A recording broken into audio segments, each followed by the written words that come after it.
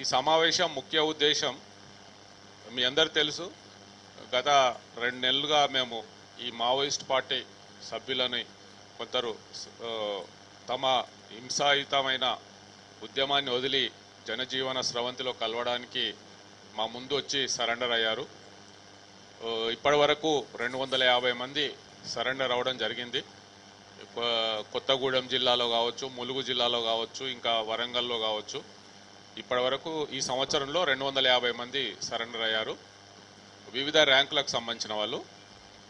అందులో భాగంగా ఈరోజు కూడా ఒక 14 మంది సరెండర్ అయ్యారు. వీళ్ళంతా మా వెనుక ఉన్న వాళ్ళంతా ఇప్పుడు వీళ్ళంతా మావోయిస్టు ఉద్యమాన్ని వదిలేసి ఈ సరెండర్ జనజీవన స్రవంతిలో కలవడానికి ముందుకొచ్చారు. వారికి మా పోలీస్ శాఖ తరఫున ఆహ్వానం పలుకుతున్నాము. అయితే వీరిలో ఇద్దరు ఏసీఎం ర్యాంక్ ఉన్నారు, ఏరియా కమిటీ మెంబర్స్. వారికి 4 లక్షల రివార్డు ఇవ్వడం జరుగుతుంది. ఇంకా 4 పార్టీ సభ్యులు ఉన్నారు, వారికి 1 లక్ష రూపాయల చొప్పున రివార్డు ఇవ్వడం జరుగుతుంది. ఇంకా మిగిలిన పార్టీ మెంబర్సు, మిలీషియా మెంబర్స్ ఉన్నారు, వారికి 25,000 ఇవ్వడం జరుగుతుంది. అయితే ఇప్పుడు ప్రస్తుతం ఇమ్మీడియట్గా వారికి వచ్చారు కాబట్టి అందరికీ 25,000 నగదు ఇప్పుడే ఇవ్వడం జరుగుతుంది. మిగిలిన అమౌంట్ వారి అకౌంట్లోకి పంపడం జరుగుతుంది. అయితే మా ప్రధాన ఉద్దేశం ఈ మావోయిస్ట్ పార్టీ సభ్యులు ఎవరైనా సరే ఈ హింసాయుతమైన ఉద్యమం వదిలేసి ముందుకు రావాలనే వాళ్ళను ప్రోత్సహించాలనే ఉద్దేశంతోనే మేము ఈ కార్యక్రమం చేపట్టాము. కాబట్టి ఇంకా ఎవరైనా సరే ముందుకు వస్తే, అంటే ఏ రాష్ట్రం అనేది సంబంధం లేదు, ఏ రాష్ట్రంలో పనిచేస్తున్నా సరే. ఇప్పుడు వీళ్ళంతా తెలంగాణలో చెందిన వాళ్ళు ఒక్కరే ఉన్నారు. ఇందులో చర్లాకు సంబంధించిన ఒక అమ్మాయి ఉన్నది, మిగిలిన వాళ్ళంతా ఛత్తీస్గఢ్ రాష్ట్రానికి చెందిన వాళ్ళు. కాబట్టి ఏ రాష్ట్రమైనా సరే, ఎవరు వచ్చినా సరే మేము ప్రభుత్వం తరఫున వారిని ఆహ్వానించి వారికి రివార్డ్ అమౌంటు, వారి పునరావాసానికి ఉపాధి చూపించడము, వారికి ఎట్లాంటి సాయం, ఆరోగ్య సమస్యలు ఉన్నా సరే, వారికి ఏం కావాలన్నా సరే మా పోలీస్ శాఖ తరఫున వారికి సమకూర్చి ఈ సరెండర్స్ని ప్రోత్సహించాలనేదే మా ఉద్దేశం. కాబట్టి ఇంకా మేము మా పోలీస్ శాఖ తరఫున ఇంకా ఈ ఉద్యమంలో పనిచేస్తున్న సభ్యులకు మేము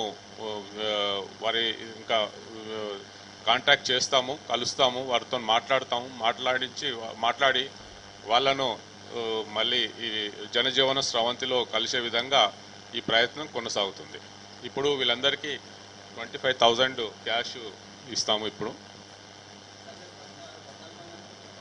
అయితే ఒక అతను హెల్త్ బాగాలేదు, అతను కొత్తగూడెంలో హాస్పిటల్లో ఉన్నాడు, హెల్త్ బాగాలేదు. అయితే ఇప్పుడు 13 మంది ఇక్కడికి వచ్చారు.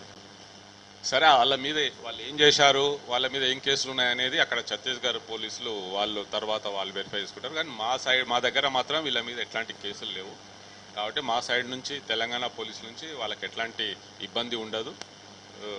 ఇంకోటి, మేము అక్కడ వాళ్ళకు కూడా వీళ్ళు వెళ్ళి మళ్ళీ వీళ్ళ సొంత గ్రామాలకు వెళ్ళాలి కాబట్టి వెళ్ళి వాళ్ళు అక్కడ వాళ్ళ బ్రతకాలి కాబట్టి అక్కడ పోలీస్కి కూడా ఇన్ఫామ్ చేస్తాం మేము, ఇట్లా వీళ్ళు సరెండర్ అయ్యారు వీళ్ళు. కాబట్టి ఆ విషయం కూడా వాళ్ళకి చెప్పి వాళ్ళు కూడా అక్కడ ప్రశాంతంగా వాళ్ళ గ్రామాల్లో ఉండే విధంగా మళ్ళీ మేము చర్యలు తీసుకుంటాం అన్నట్టు.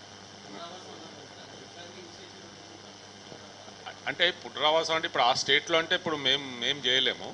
ఇక్కడ అవసరం, ఇక్కడైనా ఆరోగ్య సమస్యలు ఏమన్నా ఉంటే ఇక్కడ చేయగలుగుతాము, వాళ్ళు ఇక్కడ ఏమన్నా పని చేస్తామంటే ఇక్కడ చేయగలుగుతాం. కానీ వాళ్ళు ఛత్తీస్గఢ్కి వెళ్తే మాత్రం అక్కడ పోలీసులకు ఇన్ఫామ్ చేస్తాము, అక్కడ ఏమన్నా సాయం చేయడానికి ట్రై చేస్తాం మేము. చెప్పమ్మా, నువ్వు ఆమెనే చెప్తాను ఎందుకు వచ్చినది ఇక్కడ. ఇది ఇప్పుడు కాదు, గత 2 నెలల నుంచి ఇవన్నీ పాలసీ మేము చేస్తున్నాము. సరెండర్ పాలసీ అనేది ఈ సంవత్సరంలో 250 మంది లొంగిపోయారు. అందులో అందరూ ఛత్తీస్గఢ్ రాష్ట్రం 90%, అందులో ఒక 10 మంది వరకు తెలంగాణ రాష్ట్రం వాళ్ళు ఉంటారు. మిగిలిన వాళ్ళంతా ఛత్తీస్గఢ్ రాష్ట్రానికి సంబంధించిన వాళ్ళు, ముఖ్యంగా బీజాపూర్, సుక్మా జిల్లాకు చెందిన వాళ్ళు అన్నట్టు ఇది. కాబట్టి అంటే మేము దీని మీద ఈ సరెండర్స్ మీద ఎక్కువగా దృష్టి పెడుతున్నాము. ఎందుకంటే శాంతియుతంగా వాళ్ళను కన్విన్స్ చేసి, వాళ్ళను ఒప్పించి, వాళ్ళను తీసుకురావాలనేదే మా ఉద్దేశం.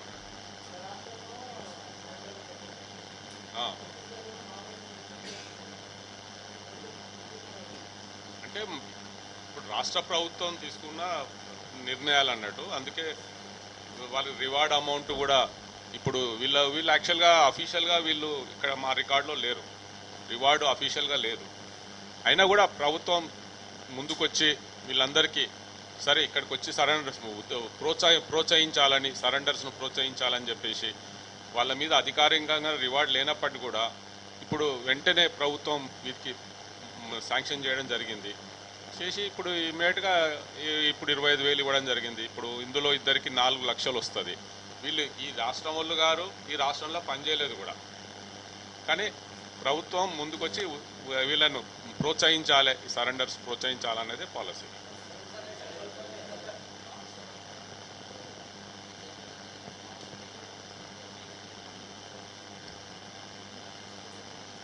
చెప్పాను కదా, కర్రగుట్టలో మాకు అధికారికంగా మాతోని వాళ్ళు ఎట్లాంటి సమాచారం షేర్ చేసుకోవట్లేదు.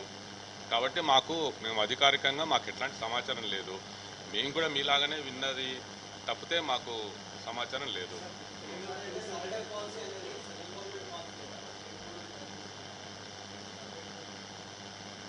సరెండర్ అనేది రాష్ట్ర ప్రభుత్వం పాలసీ కూడా. ఎందుకంటే ఇప్పుడు ఒక వ్యక్తి మీద సెంట్రల్ కమిటీ మెంబర్ ఉన్నారనుకోండి, తెలంగాణ ప్రభుత్వం రివార్డు ప్రకటించింది, ఛత్తీస్గఢ్ ప్రభుత్వం కూడా రివార్డు ప్రకటించింది. ఇప్పుడు అతను సరెండర్ అయితే 2 ప్రభుత్వాలు ఇస్తాయి అతనికి పైసలు. ఇప్పుడు కాబట్టి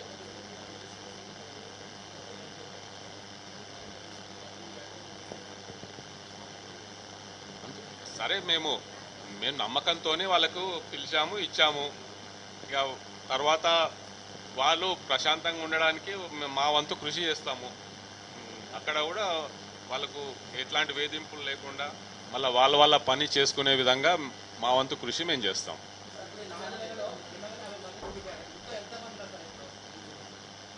అంటే వీళ్ళంతా ఛత్తీస్గఢ్ కదా, మన రాష్ట్రం తెలంగాణ రాష్ట్రం నుంచి యూజీ క్యాడర్ 94 మెంబర్స్ ఉన్నారు.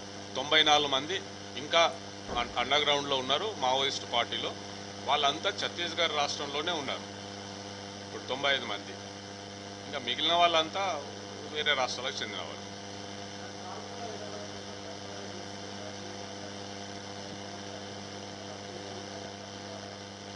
సరే, అది ప్రభుత్వం తీసుకోవాల్సిన నిర్ణయం అది. కాబట్టి అది దాని గురించి మేమేం మాట్లాడలేదు, చర్చల గురించి.